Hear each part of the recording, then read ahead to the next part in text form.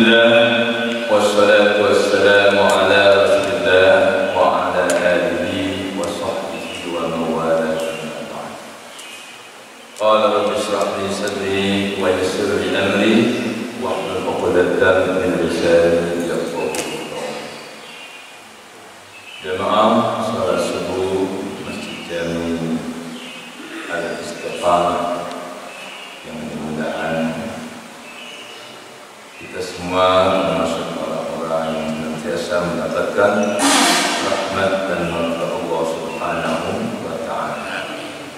Dan semoga acara kita pada pagi hari ini dari berjalannya dari rumah ke masjid, kemudian sholat tahiyatul masjid, lalu mendengarkan azan, menjawab azannya dan doa setelah azan, lalu sholat sunnah 2 rakaat sebelum subuh, lalu sholat subuh berjamaah, kemudian kita berzikir.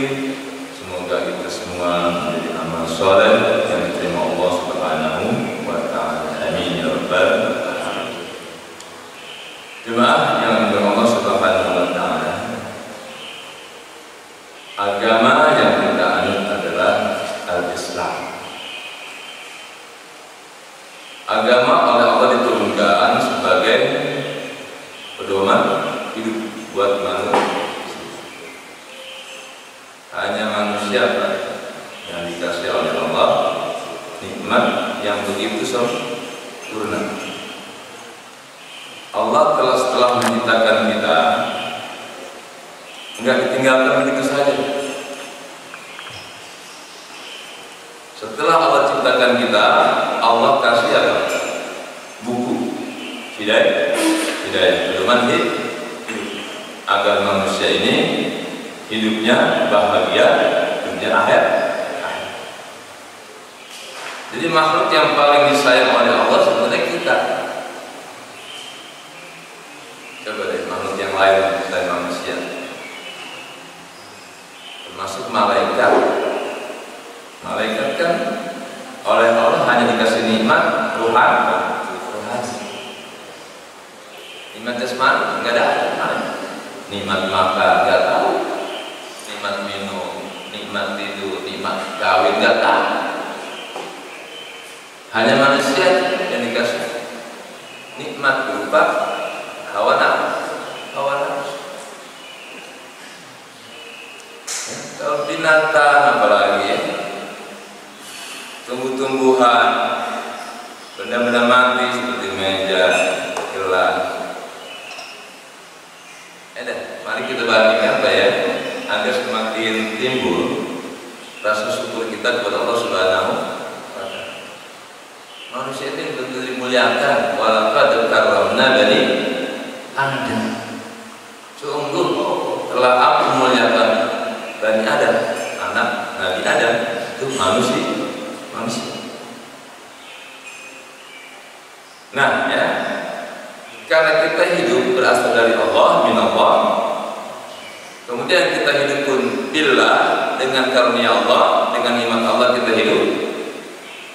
Kemudian lillah, kita hidupnya pun harus karena Allah. Kenapa? Ilallah, karena kita mau pulang kepada Allah. Hidup kita ini kan dari huruf jar, min, di, lam, ilah. Min itu dari mana kita berasal? Ya dari Allah. Dengan apa kita hidup? Ya dengan karunia Allah. Untuk apa kita hidup? Ya untuk Allah. Mau kemana kita hidup? Menuju Allah. Ini hanya manusia yang dikasih pedoman seperti itu. Binatang nggak pernah berpikir siapa yang menciptakan aku, untuk apa aku hidup. Yang bisa berpikir tentang dari mana dia berasal, kenapa dia hidup, untuk siapa dia hidup, kemana ia kembali. Itu hanya dimiliki oleh manusia. B. Baiklah ya, pembahasan-pembahasan ya yang sudah berlalu ya, bahwa agama ini ada 9 station. Karena mau nggak mau Pak, kita hidup ini harus berusaha pulang kepada Allah dengan selamat. Kalau ingin pulang kepada Allah, kita senang, Allah pun senang. Kita harus melewati 9 stasiun menuju Allah Subhanahu wa Ta'ala. Yang sudah kita bahas pertama taubat. Kedua kemarin istiqamah. Ketiga takwa. Keempat sekarang ikhlas. Nanti kelima syirik. Keenam tumakninah. Ketujuh muraqabah.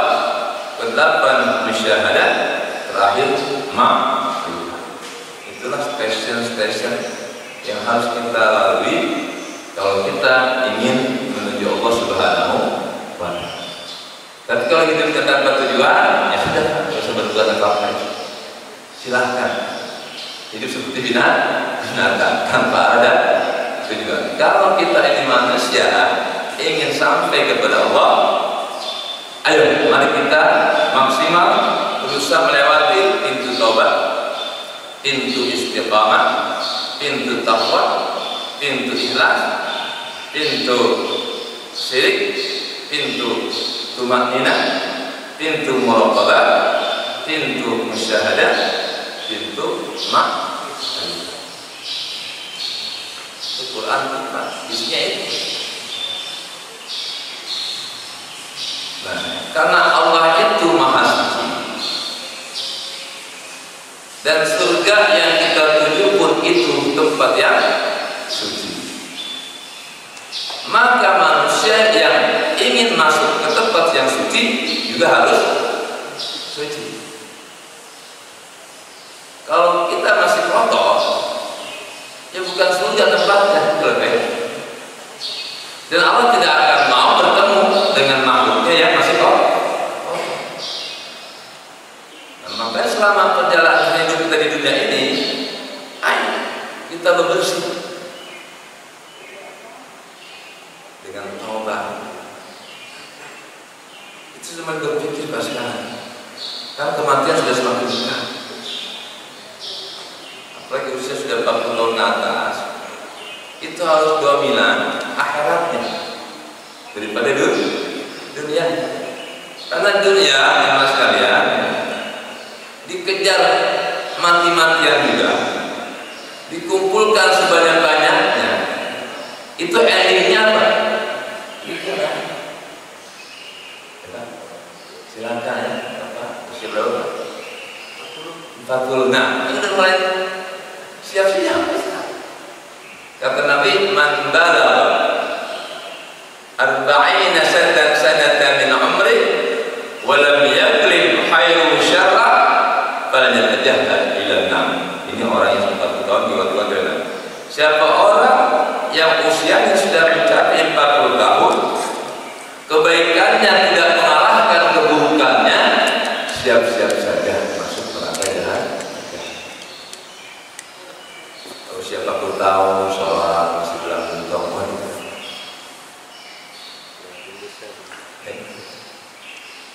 Kemudian dari nafkahnya kotor, belum bertobat. Usia 40 tahun belum tahu.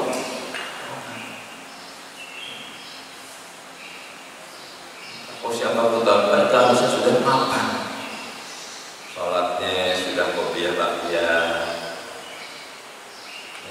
Kemudian baca Qurannya 1 hari 1 malam minimal 1 juz. Ayo Pak, kita apa yang kita cari juga Pak ya. Kemudian tahajudnya minimal jam 3 malam 11 rakaat. Kemudian setelah baca Quran, saat tahajud, baca Quran, berdoa, tafakur. Jadi ada zikir, ada fikir. Zikir lewat sholat, lewat baca Quran, lewat doa menaik, dan kemudian merenung.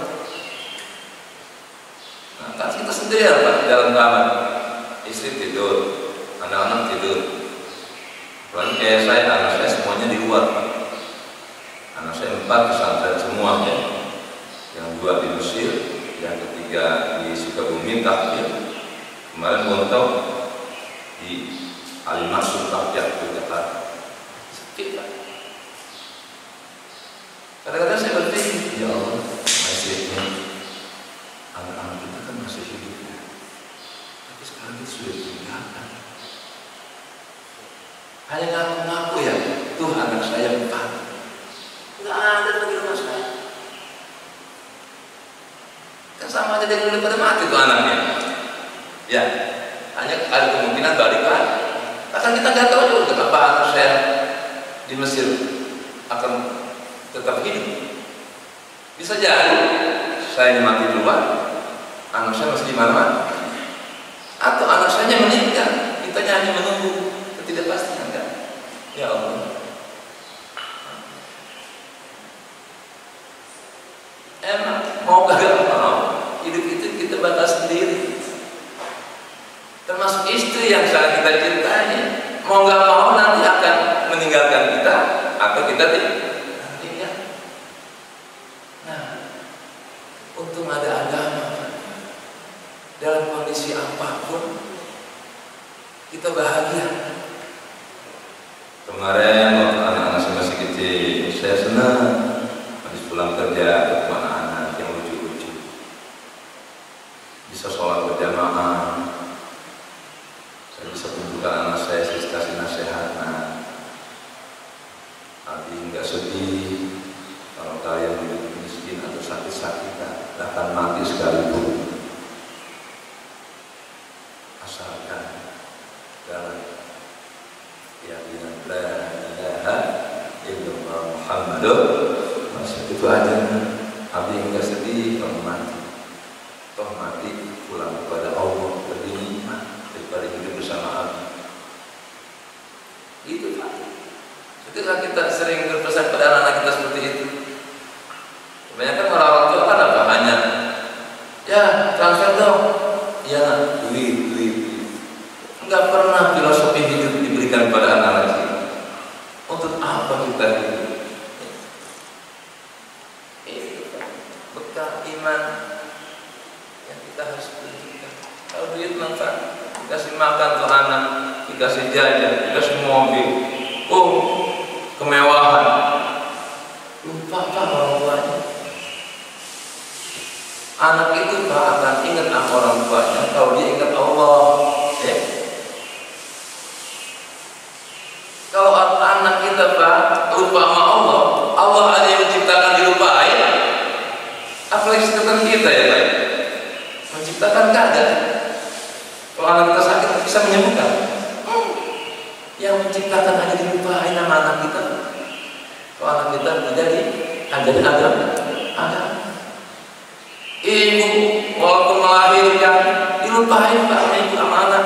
Sekarang saya pernah mendengar ada tetangga saya, ibunya ngomel-ngomel kepada ini karena anaknya mungkin agak badan. Anaknya anak perempuan. Orang ternyata ibunya, lu ngapa sih? Kamu gue melawan banget.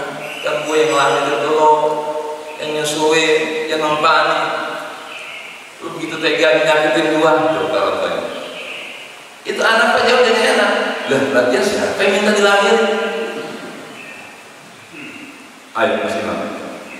Kalau anak kita jauh gitu, kalah kita. Kalah.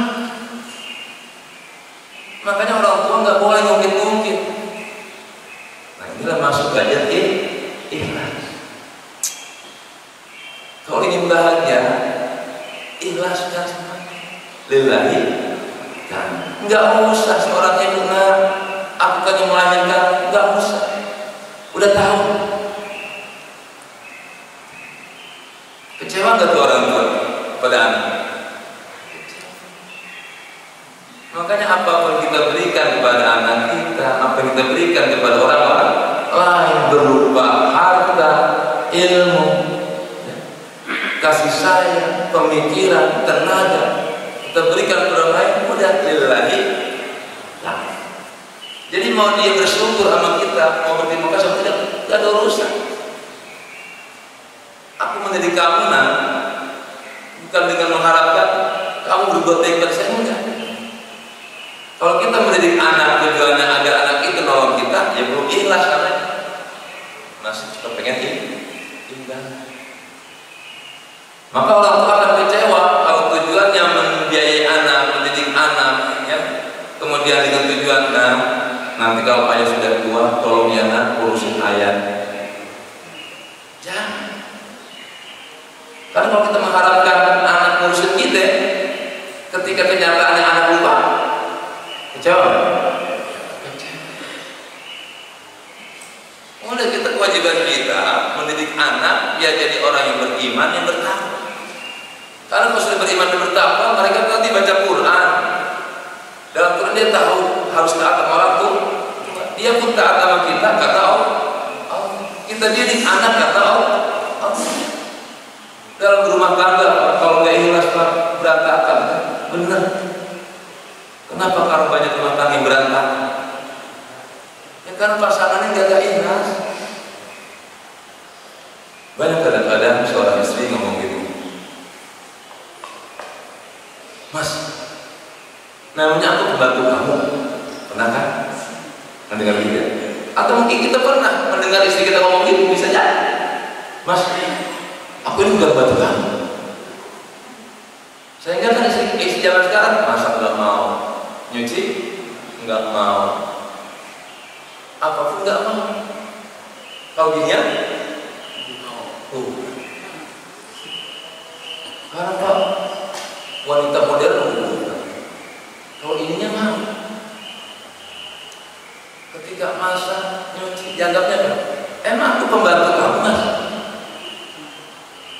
Coba, kalau bini ngomong gitu Pak, bagaimana kita sikap? Pukul. Nah, tapi kalau suami ikhlas, ketika suami istri ngomong gitu, ya balas saya, siapa sih yang bilang kamu buat aku ya?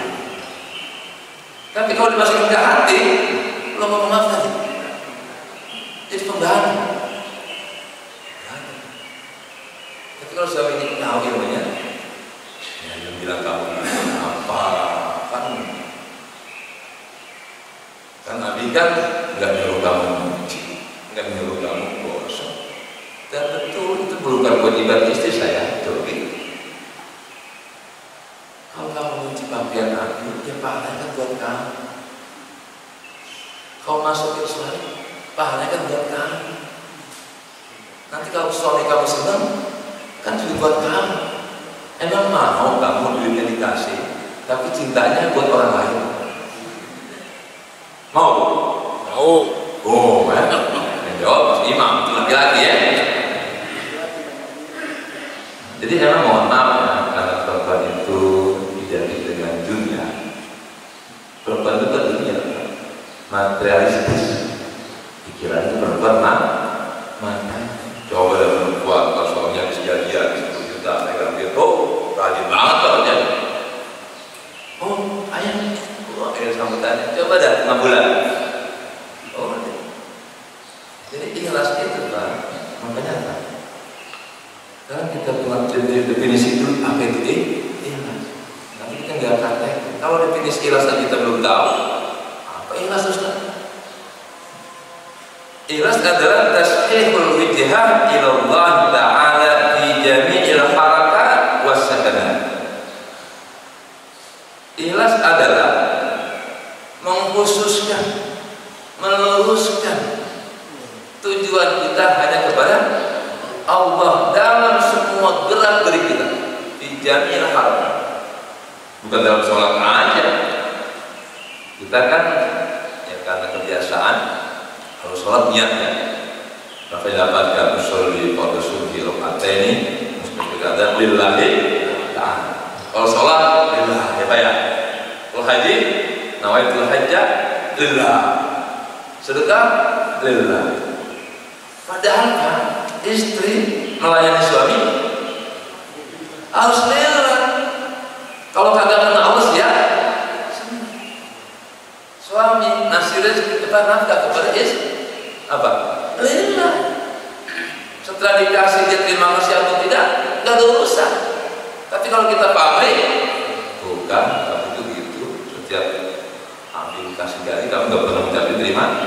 Berarti kan kita belum ikhlas, masih kepengen diucapin terima kasih. Atasan, bawahan. Ya Allah, sudah kasih pinjaman. Kan bisa jadi bawahannya satu gilirannya langsung pulang. Tuh kan, kamu setelah aku kasih pinjaman lupa mengucapkan terima kasih. Dan saya udah dosa berkata itu gak ikhlas. Jadi ikhlas itu benar-benar apapun yang kita kerjakan lillahi ta'ala, tidak ada tujuan lain kecuali Allah. Bahkan ikhlas kelas tinggi nanti kita beribadah pun bukan karena kepengen surga atau bukan karena takut neraka. Karena kalau kepengen surga, surga masih makhluk, bukan Allah. Kalau kita salat karena takut neraka, ya bukan karena Allah, masih karena makhluk. Dan sekarang banyak pengajian, kalau ada embel-embelnya Pak, banyak. Misalnya kiainya bisa mengobati penyakit. Oh, dari mana-mana udah ribuan. Kira-kira itu jemaah sebanyaknya ngajinya hilang. Pengen sembuh. Coba kalau pengajian yang tidak ada embel-embelnya seperti sekarang ini, banyak. Di waqalilun min ibadiyah, satu emang dikit, hamba-hamba yang syukur yang ikhlas dikit. Kalau di embel-embelnya, nah di daerah saya ada sholat subuh gabungan. Banyak Pak, bunga sekecamatan ya, ada bisa 1000-an memang. Nah, terus saya perhatikan, ente ada sholat subuh bisa. Kenapa di masjid terdekatnya kalian bisa? Ada apa? Oh Pak Ustaz, kalau ikut sebelumnya ramai banyak orang. Nah, ibadahnya karena banyak orang. Ya baik. Kemudian lagi ada door prize-nya. Jemaah yang ikut gabungan dikasih upah. Ada door prize-nya, KMDHS, kemudian kompor gas. Itu kan. Akhirnya banyak. Siapa tahu dapat kompor gas. Allah. Ya siapa tahu dapat kompor gas. Kan? Maka tolong dan aspek keagamaan jangan diembel-embelin dengan hadiah ya haji umroh ya. Kan banyak tuh yang berada apa tuh yang bermasalah ya. Kemudian karena ada artisnya, saya capeknya aja umrohnya ada syahrinya kan. Jadi umroh bukan karena Allah, karena pengen berusaha syahri nafkah. Nah, jadi saya lebih senang pengajian itu sedikit. Kalau banyak saya malah curiga. Ada apa? Bukan apa? Ada. Nah, ikhlas itu apa? Ada. Kepengennya istri kita berobat di rumah sakit sembuh. Dokter kagak sembuh. Kalau kecewa itu gak ikhlas. Kalau enak berobat di rumah sakit, bukan sembuh, malah mati. Innalillahi wa inna ilaihi. Jadi ketika berobat sembuh senang, ketika berobat mati juga senang. Itu ciri ikhlas. Karena nggak ada yang rugi Pak, orang ikhlas itu. Lillahi, karena Allah kan nggak pernah mati. Allah nggak pernah bohong. Allah nggak pernah menyalahi janji. Kalau kita beribadah selain Allah, itu kecewa. Ingin dipuji orang lain, ke masjid kepengen disapa. Mas Imam, mau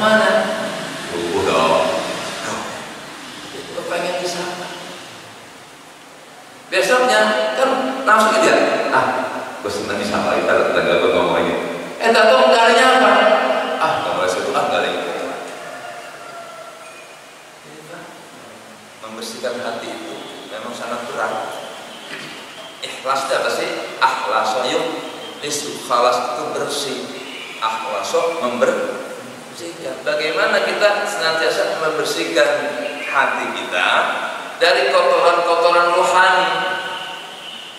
Kalau taubat kemarin, makom yang pertama itu membersihkan ya dari dosa-dosa di luar hati, ya. Masih bersifat jasmani, nggak mau nyolong, nggak mau makan haram, taubat, nggak mau berzina, nggak mau membunuh, kan tinggal dia. Tapi kan di hati masih ada kepengen membunuh, kepengen berzina, itu masih musyrik loh Pak. Secara kajian sufi itu hati begitu masih musyrik. Memang nggak membunuh kita, memang nggak berzina, tapi ketika terpleset dalam hati kita tersirat, kayaknya enak kalau tidur lagi, itu udah musyrik. Hanya kalau yang minyak ini khamar, kelihatan terasa dosanya. Sudah.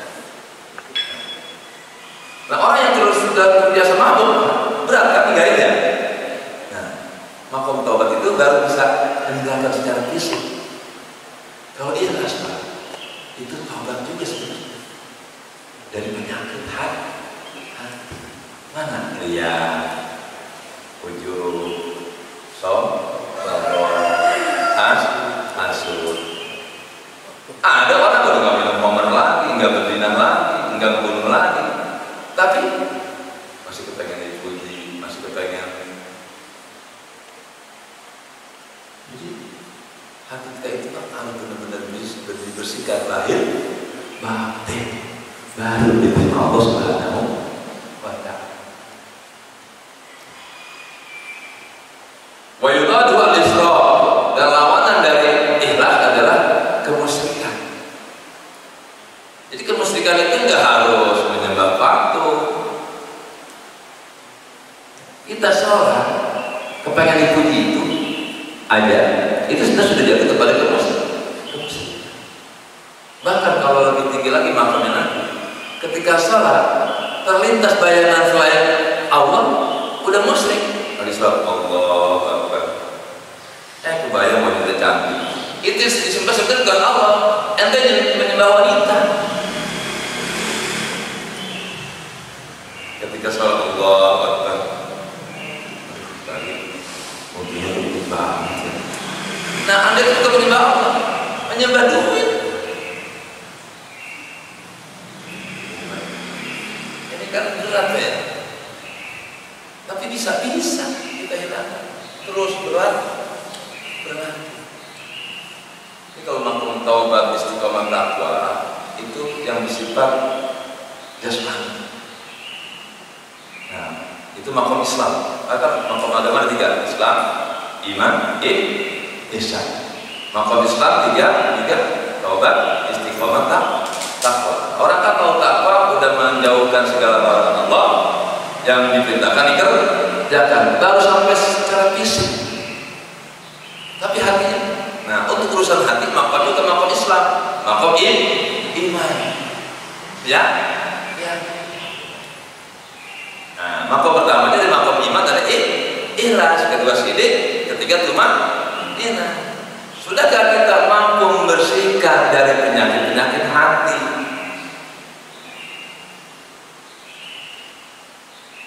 Kenapa kita lagi apa itu ria, apa itu wujud, apa itu sumah, apa itu takabur, apa itu hasad? Oh, itu penyakit-penyakit hati. Dan lebih berbahaya.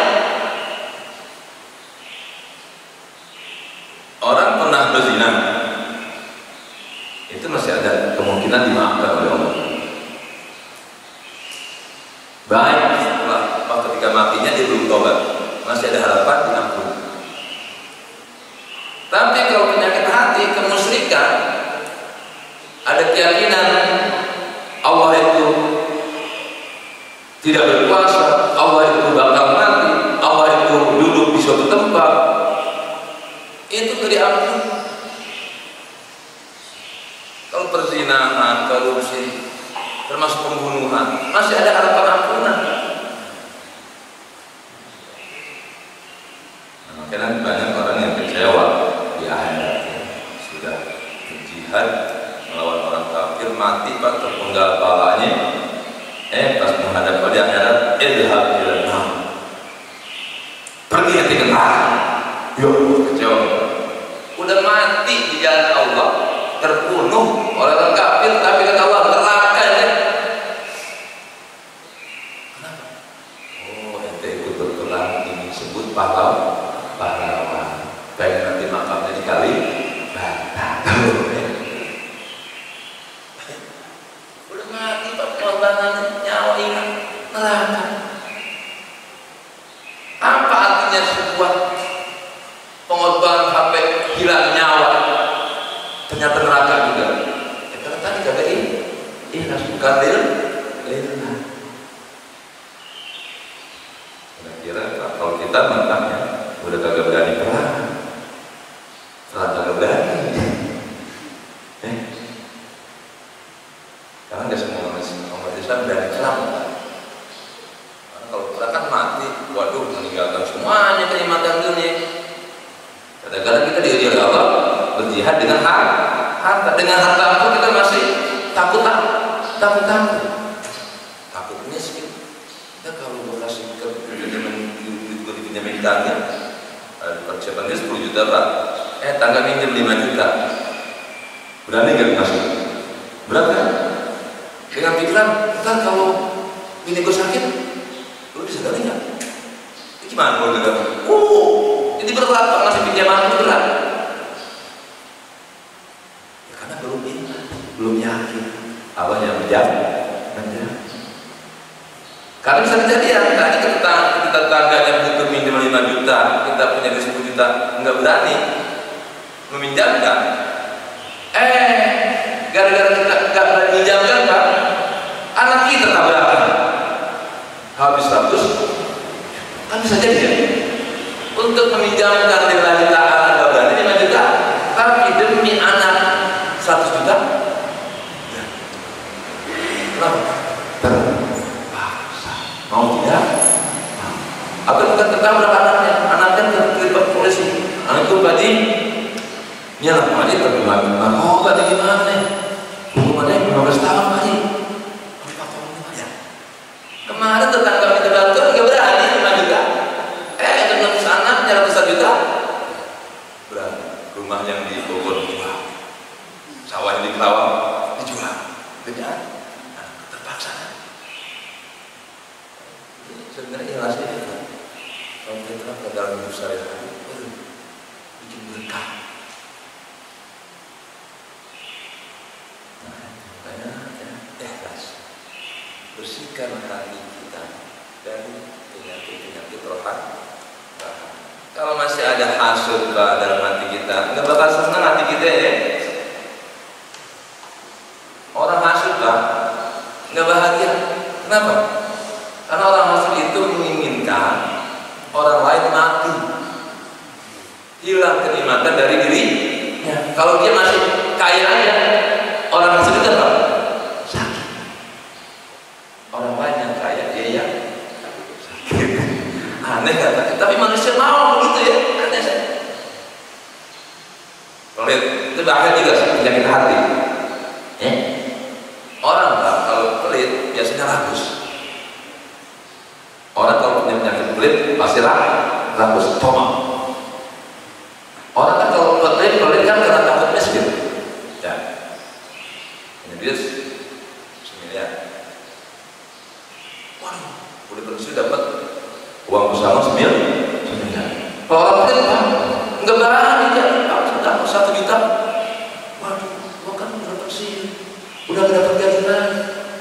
Kalau gua kasih murah. 1 juta. Lah kalau ada 100 orang yang minyak 100 juta, habis itu gimana mau habis? Ntar kalau gua sakit, lu mau tuh masa depannya ditakutkan setan. Padahal kan enggak ada. Orang walaupun banyak duitnya, tetap mati. Apa artinya mempertahankan uang miliaran? Kitanya mana? Mendingan ditinggal duit, apa mendingan tinggal duit? Jawab. Lebih baik meninggalkan dunia apa ditinggalin dunia? Kita tinggal pindah, itu duit terjadi. Kita punya duit nih, bisa duit yang ninggalin kita, atau kita yang ninggalin? Ini contoh orang yang ditinggalin duit, dirampok, duitnya pergi, ditipu. Kadang-kadang mohon maaf ya, sedekah kagak mau ditipu. Ya, banyak teman-teman saya yang tertipu apa tuh? Modal investasi ya, masuk ya masih saudari ada ipar saya tertipu 400 juta. Dia jadi kolektor ya, teman-teman kerjanya setelah kumpul story di atas terusannya, yang atasannya korupsi. Ini saudara saya ratusan orang dikumpulin sejuta-juta, banyak. Mau kami nggak mau tahu, kamu yang kumpul dan enggak sita. Kalau untuk begitu mau, tapi kalau untuk sedekah yang bakal abadi, agama. Ada lagi saudara saya nggak punya anak, jadi mobil 3 di rumah gua. Untuk pengen anak, dia bikin program apa? Bayi tabung di rumah sakit Cipto. Habis 1 miliar Pak, gagal. Untuk sesuatu yang gagal dia berani. Untuk haji belum. Bahkan untuk setelah haji diambil lagi untuk dia tabung. Gagal lagi. Sekarang terlalu utang. BPKB mobilnya 3 dari terbang. Sekarang nyicil bunga. Uang haji mesti diambil. Anak tetap gagal. Jadi transaksi sama Allah takut, transaksi sama manusia berani, padahal belum tentu dapat. Kalau sedekah kan lebih sedekah, asalkan ini. Nah, udah sedekah aja, penyakit apa? Jelas apa Pak? Makanya ilmu ilahi itu wajib dikaji. Kalau sudah jelas Pak, insya Allah ngajinya billahi ta'ala, masuk ke masjid, mau disambut sama temen maupun disapa mau kagak, gak apa-apa.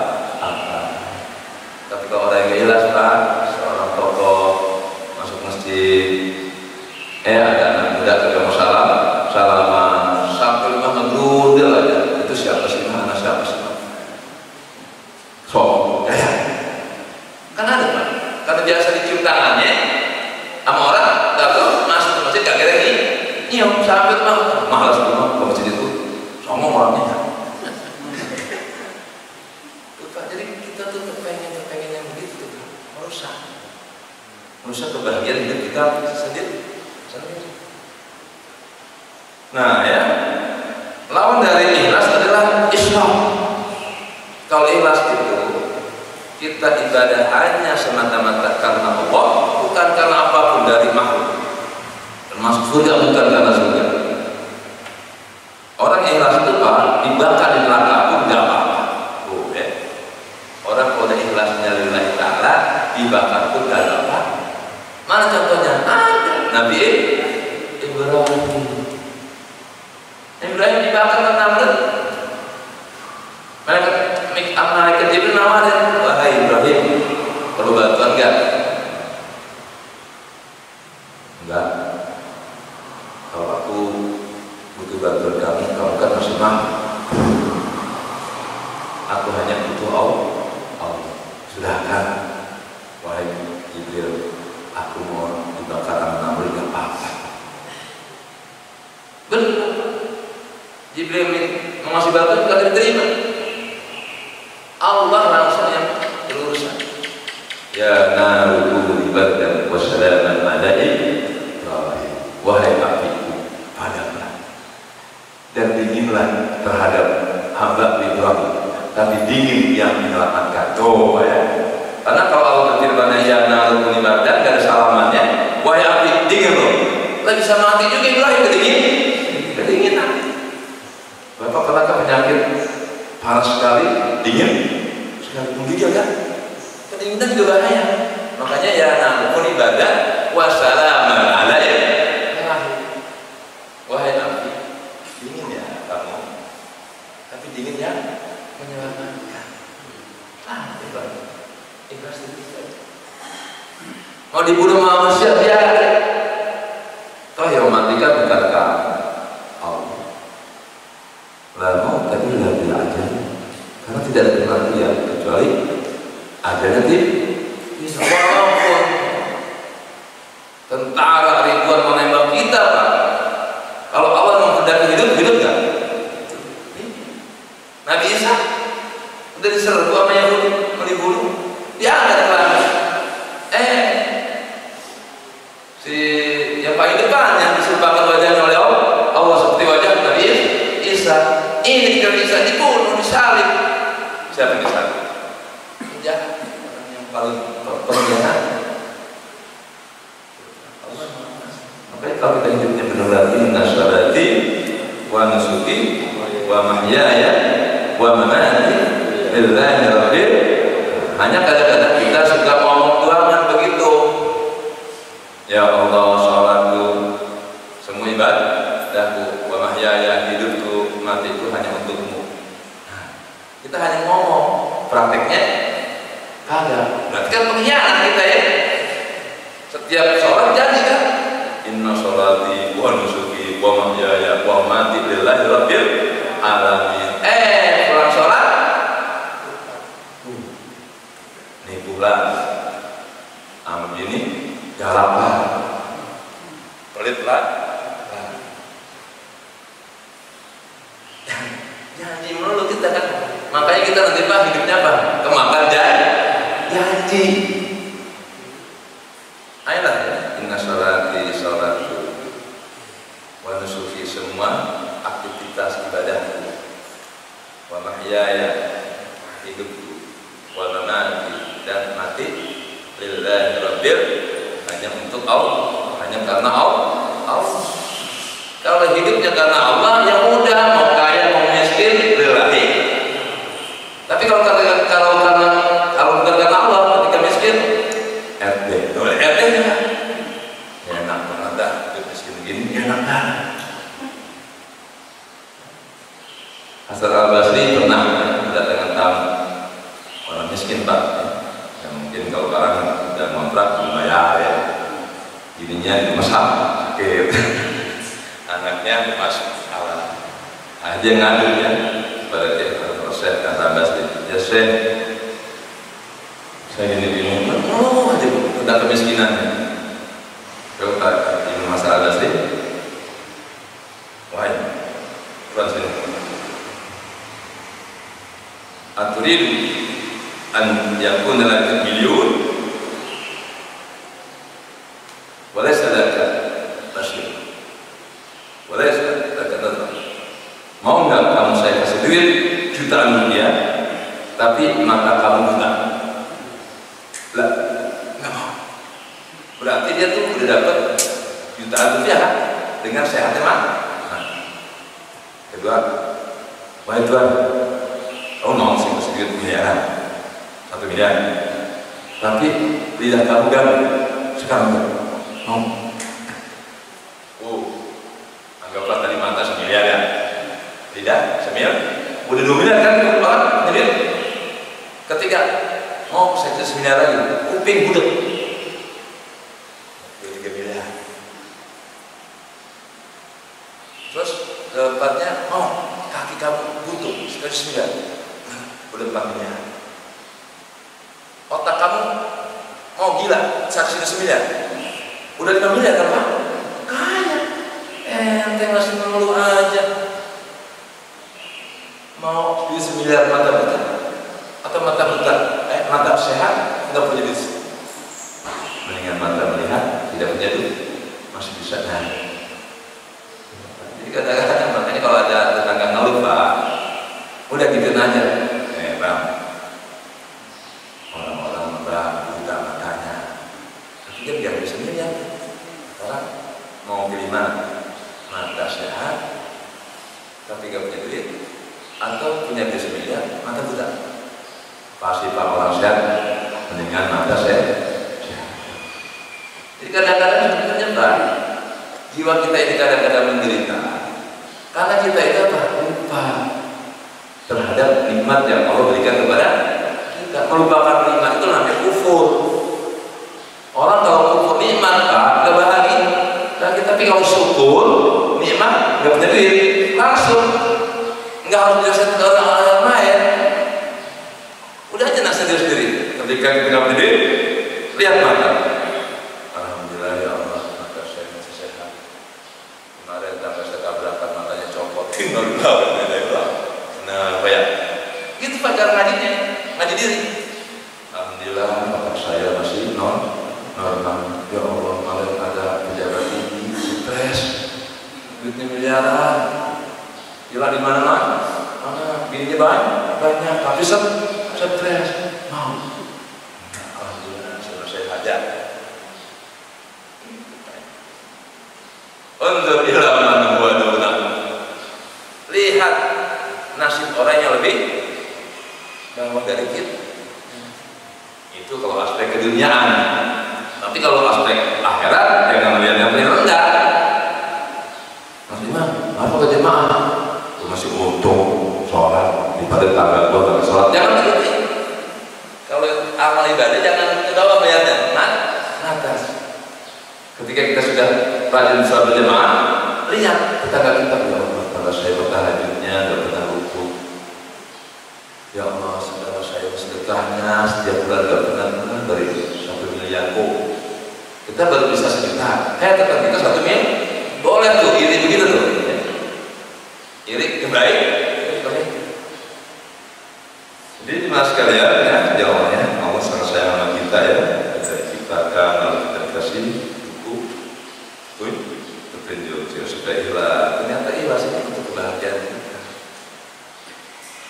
Jadi kalau ikhlas itu taubat dari penyakit hati, kemusyrikan, kemunafikan, riya, sum'ah, hasad, hasidin, ya, pelit, sombong, macam-macam.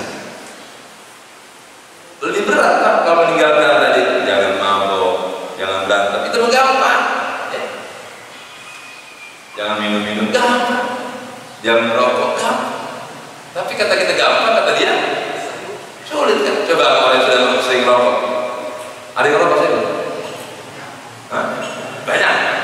Nah coba dah taubat, taubat, jangan rokok lagi. Tuh, ninggalin rokok aja berat, bagaimana ninggalin? Gimana kemampuan iman? Ninggalin rokok aja berat. Kan kalau nggak rokok mati kan? Enggak kan? Kenapa berat? Ayo bang, ngerokok? Jujur, ngerokok? Bisa tobat di rokok? Bisa? Bisa! Ngerokok banyak? Tuh, bapak aja enak-enak ngerokok ya? Tuh, kenapa sampai berat ya? Karena faktor kebiasaan. Makanya biasakanlah yang baik-baik. Saya alhamdulillah jangan ngerokok dari kecil Pak.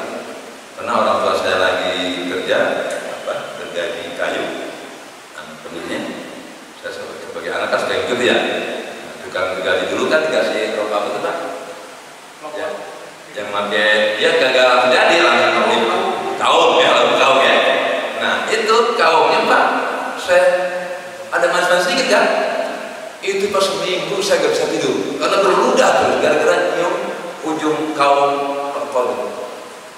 Seminggu Pak nggak bisa tidur. Udah dari situ pokoknya. Ketika remaja, gue gak bisa tidur. Udah orang tua saya. Makanya kalau diharapkan saya masih senang banget. Karena nggak berat bagi saya. Tapi kalau buat bapak, enak aja haram makruh dan makruhnya. Orang yang suka biasa rokok dibilang haram takut juga ya. Bilang makruh dan makruh. Padahal kan makruh apa? Dibenci. Emang mau setiap pulang ke rumah dibenci bini? Siap? Mau. Gak mau kan? Dibenci bini juga mau. Masa mau dibenci? Mau. Oke udah lah, besok seperti ini.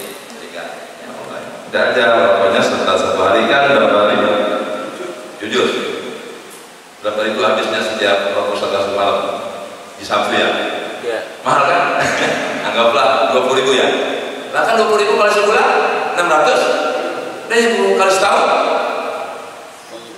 72 juta kali 10 tahun 700 10 tahun 72 bisa berangkat haji juga bini dari uang rokok tuh sebenarnya. Tapi kadang-kadang rokok agak haji kan. Jadi mas sekalian itu kebiasaan berubah biasa. Makanya kenapa sholat berulang kali biar terbiasa. Kalau sudah terbiasa menjadi kebutuhan, awalnya dipaksa.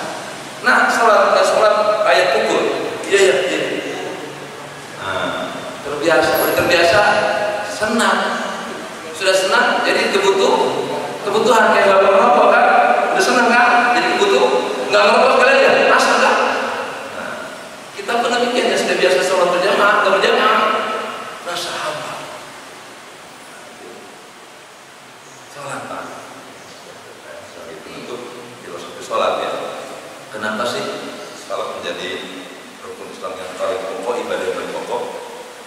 Karena ternyata dalam sholat Pak, semua bentuk ibadah manusia dan bahkan semua bentuk ibadah malaikat ada pada sholat. Allahu Akbar itu ibadah malaikat, takbir. Subhanallahil wa bihamdi itu ibadah malaikat sambil ruku. Sujud itu pun ibadah malaikat. Doa itu pun ibadah malaikat. Salawat itu pun ibadah malaikat. Mana yang berupa ibadah manusia? Dalam sholat ada apa? Ada silaturahim. Ibadah kan silaturahim? Ada nggak dalam sholat jemaah silaturahim? Kemudian kejujuran. Ada nggak dalam sholat kejujuran? Bapak kalau lagi Allahu Akbar kata jujur kan? Langsung jujur kan? Enggak usah ditegur orang, mundur sendiri. Imam Allahu Akbar. Malu kan? Mungkin kalau jujur malu imam kan? Itu walaupun jadi imam dosa malu, mundur. Udah jujur. Disiplin. Ya, setengah 5 kalau ada. Boleh nggak ada 7-4? Soal 7-4 itu disiplin. Kebersamaan jemaah. Menyebarkan kedamaian dalam masyarakat. Assalamualaikum. Selamat ya. Nggak ada ingin membenci, ingin berkelahi, nggak ada ingin berseteru. Selamat ya. Saling bantu. Apa bentuk kebaikan apa yang tidak ada dalam sholat? Ada semua.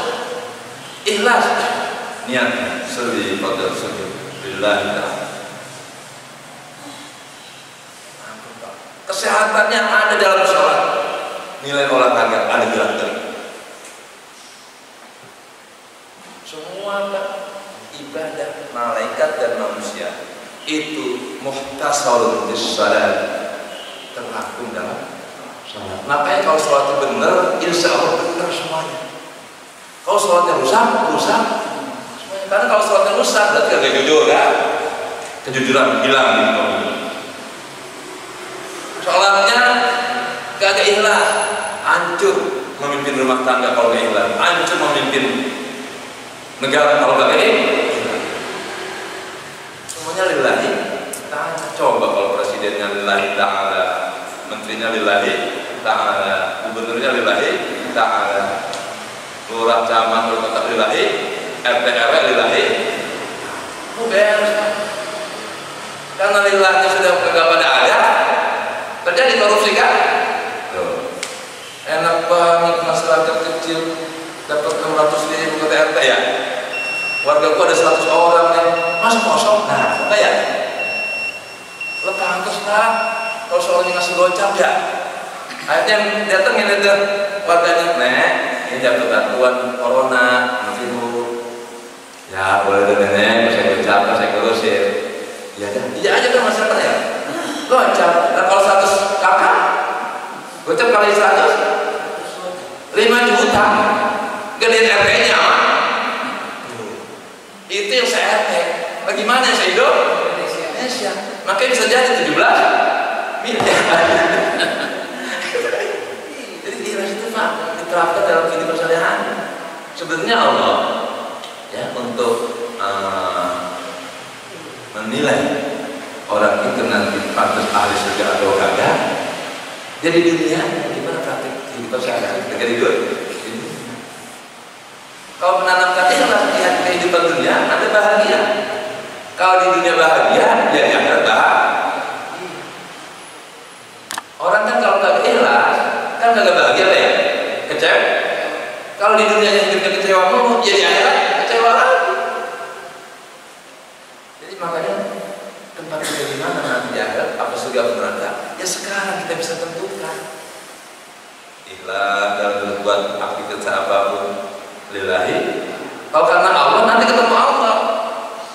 kalau karena manusia, nanti di akhirat tergantung ketemu Allah.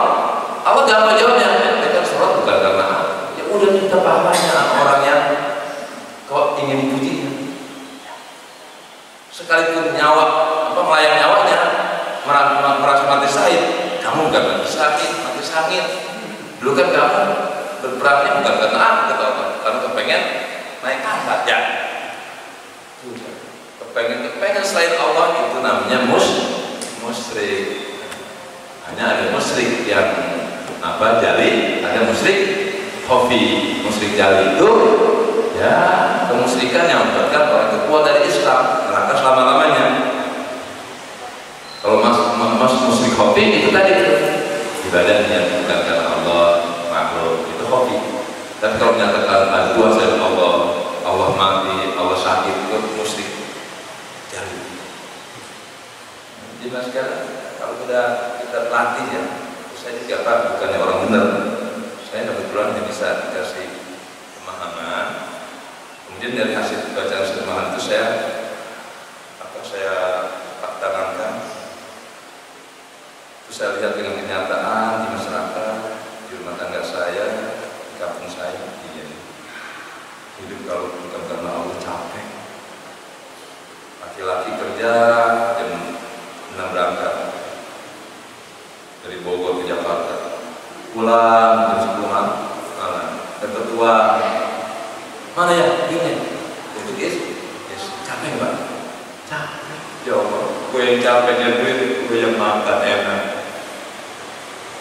apalagi istrinya bengar, agak baik kalau Pak, duitnya dong yang diambil, suami kagak diurusin, capek Pak jadi suami. Tapi kalau udah ya sudah, alhamdulillah, walaupun saya kerja jauh, dapat uang ini langsung ambil, alhamdulillah, uang saya masih bermanfaat. Mudah-mudahan ini aman. Jangan mengharapin istri cium tangan. Udah, enggak cium tangan itu enggak apa. Kalau kita ngasih duit, kepengen dicium tangan, itu tadi belum ini. Jadi istri menerima ikhlas, suami memberinya ikhlas. Kebanyakan suami kagak ikhlas kasihnya, bini kagak ikhlas dari enak nggak Pak ngasih bini kagak ikhlas. Nih Bu, 5 juta gaji Bapak. Apaan yang 5 juta? Ini kurang ya. Enak kan? Kitanya ikhlas. Bini kita ya kagak enak. Yang enaknya apa? Kita ngasihnya senang, istri nerimanya senang. Ini gaji Abi 2 juta, harusnya 5 juta, tapi kan utang ke foto koperasi gini. Alhamdulillah, Abi uang belanja bulan Maret juga masih ada. Cakap gak kerja gini gitu? Abi uang yang banyak si Abi 3 juta, Abi masih butuh pegang lagi. Enggak, Abi takut. Enggak, Abi. Dia 3 juta, saudara. Cakap gak tuh? Cakap. Akhirnya jatuh, anak lewat. Ya udah kalau ibu nggak terima, kamu jatuh. Ya Pak, jadi keikhlasan itu Pak harus perlu latihan ibadah semata-mata karena Allah Subhanahu wa Ta'ala. Bersihkan penyakit-penyakit rohani karena yang membuat kita menderita. Ya, penyakit-penyakit apapun jauhkan. Kalau kau tak tahu itu penyakit, nanya do fasalu ahla dzikri in kuntum la ta'lamun. Kalau kagak nanya Pak, penyakit terlanjur wabah itu terlanjur parah baru ke dokter. Tapi anehnya manusia kalau penyakit jasmani buru-buru berobat. Istrinya panas sedikit langsung suaminya, "Mak, kamu demamnya?" "Iya Pak, dari tadi sih saya rasa." "Aduh Mama gimana sih? Kan Mama bisa mati." "Oh ya." Langsung jam 1 malam, mobilnya kagak punya, pinjam ke PT ya. Tetap PT bisa mobil pinjam nggak bulan. Kenapa? Ini saya kurang sehat, mau ke rumah sakit. Iya. Ini takut mati gara-gara demam. Ini punya penyakit rohani, malas sholat, apa diam aja kan? Ya, itu penyakit lebih fatal Pak daripada penyakit corona. Karena suami istri bapak kena corona, demamnya tinggi, kemudian mati, ya baik melahirkan kematian surga. Tapi kalau bapak penyakit, istri bapak penyakitnya kagak mau sholat, ya, dibiarkan mati ke neraka. Kenapa ketika istri malas sholat bapak gak datang ke kiai? Harus banyak ajak tuh.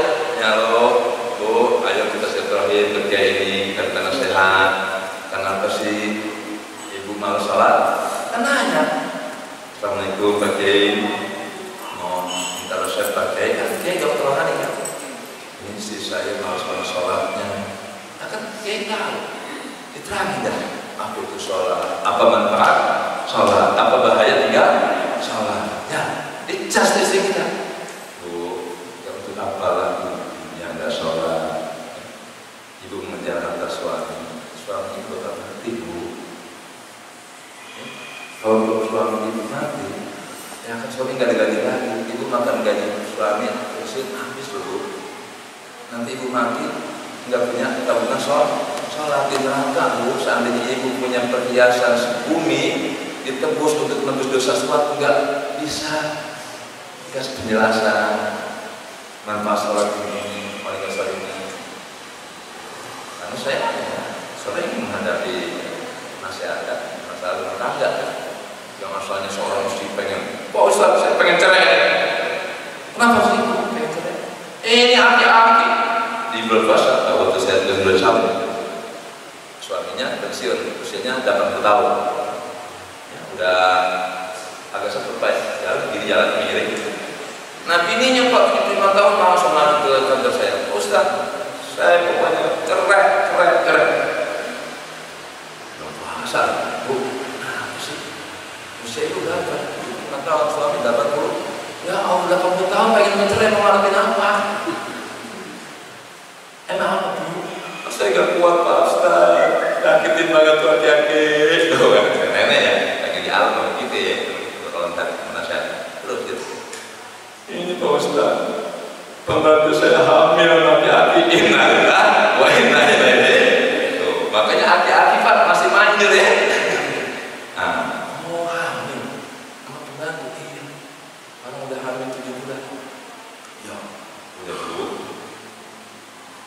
Tunggu aja sampai kelahiran kata ibu. Ibu jangan cerai. Ibu menikah sama bapak udah berapa tahun? Udah ya, dari usia 20 tahun, sekarang 80 tahun, 60 tahun, 25 tahun. Tanya, masa dikasih ujian begini, ibu ingin berpisah. Terus saya pancing, Bu, ngomong-ngomong bapak punya harta berapa?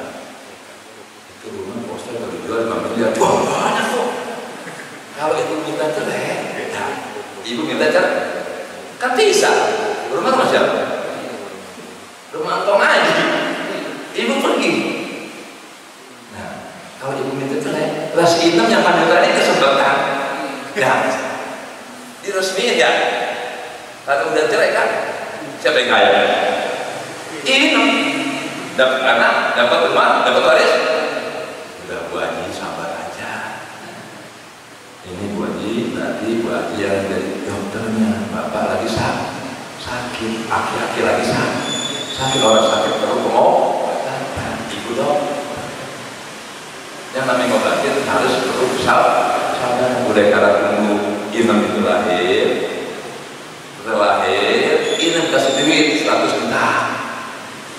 Nah, begitu lagi rumah yang udah usaha 100 juta. Kan ini enak ya, punya anak satu, punya duit 100, tapi idenya pergi. Daripada ibu minta cerai, idenya tetap di situ.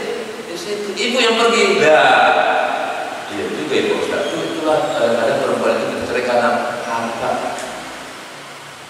Ketika diiming-iming harta gitu, saya ibu saya udah ngumpulin sama bapak miliaran, pas udah endingnya ibu pengen pisah. Lah, kalau bapak mati, warisannya ke ibu. Iya, Ustaz. Alhamdulillah, kali cerai itu. Itulah perlunya nasihat. Fas'alu ahla dzikri in kuntum la ta'lamun. Tanya ahlinya kalau kita tidak tahu. Penyakit hati sudah kronis, ya Allah, cepat berobat. Nanti Kiai kasih tahu dengan berobat, istiqomah, takwa, ikhlas. musyahadah ma'rifah. Kalau sudah sampai ke ma'rifah, sudah dapat hidup. Sama dunia itu. Pak Haji, ini duit model aja. Tuh Pak, kan udah dikasih mukasyafah oleh Allah, surga udah dibayar. Nah, makanya orang Pak kalau mau mati itu oleh Allah dikasih bayangan surga. Makanya sebenarnya orang ketika sekardul maut pengen cepet-cepet pindah, karena sudah melihat yang dulu tidak terlihat, sekarang terlihat. Ya? Jangankan melihat surga, nanti kalau orang itu diperlihatkan wajah Rasulullah, itu ruhnya Pak loncat, udah kagak perlu ditarik sama malaikat Israel. Ketika mau meninggal dunia, kalau orang itu banyak salawatnya, nanti Nabi hadir, langsung ruhnya Pak pengen bergabung dengan Rasulullah SAW. Kenapa orang masih pada takut mati? Karena lebih cinta hawa nafsu, cinta dunia, padahal dunia ini tidak abadi. Kenapa surga Allah rahasiakan? Kenapa Allah enggak menampakkan zatnya sekarang dunia? Karena kalau Allah menampakkan zatnya dunia sekarang, bumi akan hancur. Kan kiamat kehancuran dunia. Itulah kita dengan Allah. Nah, jadi siap-siap dulu. Kalau kita kawal, biar ketika keluar dari dunia yang fana ini cepat, rindu. Kalau rindu kan pengen cepet-cepet Pak ya. Rindu kematian, karena kematian adalah pertemuan kita dengan Allah. Siapa yang tidak senang ketemu Allah? Makanya tergantung pemikirannya. Kalau orang kafir karena takut kematian, karena takut ketemu Allah, dan memang orang kafir tidak bakal ketemu Allah. Di neraka nggak mungkin ketemu. Kalau capek ketemu Allah, capek dulu surga Allah. Nah setelah masuk surga, barulah Allah nanti akan memberikan mengungkap hijabnya, zatnya yang maha indah. Udah kenikmatan surga pun ada sirna ketika kita diperlihatkan zat Allah Subhanahu wa Ta'ala. Kalau Bapak masih mikirin dunia, Bapak masih mikirin dunia, jangan terlambat. Cepet banget. Dunia 70 tahun masih joget-joget aja, amat. Allah Akbar. 70 tahun masih mabuk. Nah, alhamdulillah men. 70 tahun masih korupsi, masih nipu, ya Allah. Udah umat 40 tahun pun sudah siap-siap firru ilallah. Cepat pulang ke Allah Subhanahu wa Ta'ala dengan taubat, istiqamah, takwa, ikhlas, sidik, tumakninah, muraqabah, musyahadah dan ma'rifah. Makanya nanti gak ada tasawuf ya kalau di juz. La ilaha illallah itu Pak sejalan dikatakan juga. Kalau orang makamnya taubat, itu la ilaha illallah apa artinya? La yaghfiru dzunuba illallah, tidak ada yang mengampuni dosa kecuali itu makam taubat. Nanti kalau makam takwa bukan la ilaha illallah, maka orang bertakwa juga berdosa lain. La waqiya minal iqabi illallah, tidak ada yang bisa menjauhkan siksaan kecuali Allah. Makam ikhlas ada lagi, makam sidik ada lagi, terakhir makam ma'rifat la ilaha illallah, la mawjuda illallah, semuanya tidak ada kecuali ya. Demikian. Assalamualaikum warahmatullahi wabarakatuh.